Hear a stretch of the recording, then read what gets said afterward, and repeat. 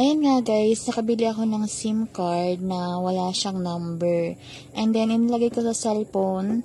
And yung lumabas naman ay unknown. So, ito yung ginawa ko guys para makuha ko yung number ng SIM card na ito. So, pumunta na ako sa Dito app. And then, nag-register lang ako guys dito sa SIM registration niya. Gusto ko lang itong i-share guys kasi baka meron din kayong ganitong experience. So, ayan, punta lang tayo dito sa register my Dito number. Siyempre, proceed yung click natin. And then, dun tayo sa start registration. So, simple lang naman guys yung gagawin nyo para talaga mag-register ng phone nyo. And then, dito, piliin natin ay Philippine Individual. Piliin nyo lang guys yung I'd like to register another number. And then, kapag lumabas na to guys, i-click nyo yung nasa pinakadulo na barcode. And then, scan nyo lang yung barcode na nandoon sa SIM card.